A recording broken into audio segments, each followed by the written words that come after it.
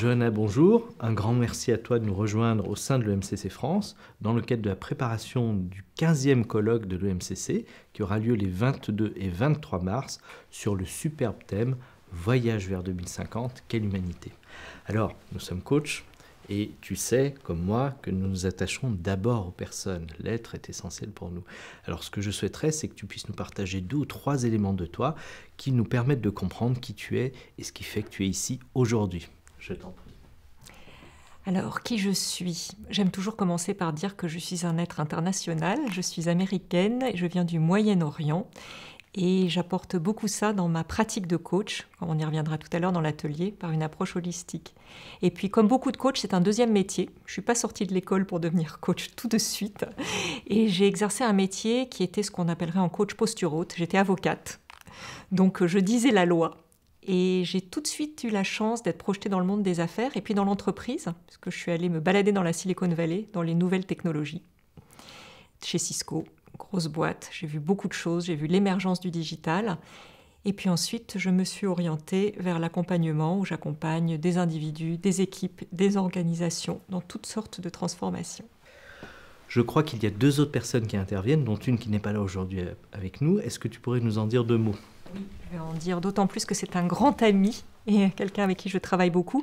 Je parlais de diversité, je pense qu'Alexandre est aussi, on va dire, le fleuron de la diversité. Il a exercé énormément de métiers, il a travaillé dans l'industrie, en conseil RH, et puis il a été associé dans un observatoire du digital qui s'appelle NetExplo. Aujourd'hui, il est coach, psychanalyste, conférencier. Il est issu de l'école centrale où il est docteur et puis il enseigne à Centrale et il enseigne aussi à l'IFOD où il est en charge de la pédagogie et de la stratégie. Excellent. Est-ce que tu peux nous dire du coup quel est le thème de l'atelier que vous avez choisi ? Et comme on a vraiment eu envie de faire des ateliers très expérientiels, de nous dire ce qu'il se passera un petit peu pendant cet atelier. Alors notre atelier, c'est autour de ce qu'on appelle le coach augmenté. Je vous rassure, on ne va pas vous amener des petits robots et vous dire que vous êtes fini. C'est autour d'accompagner le futur et faire émerger le futur dans l'accompagnement. Donc, qu'est-ce que nous voulons dire par le coach augmenté? C'est que nous regardons les transformations et plutôt que de les regarder comme sur un axe, les entreprises, parfois elles font transformation digitale et parfois elles font 2. On va faire transformation digitale et business. Là, nous avons pensé que nous allons regarder 4 intelligences. Ces 4 intelligences, elles sont l'intelligence individuelle, ce sont les singularités des individus.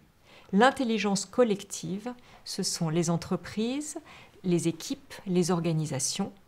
L'intelligence digitale, mais là on va rebattre les cartes, on ne va pas la regarder de façon traditionnelle et comment elle peut être au service de ces intelligences individuelles et collectives.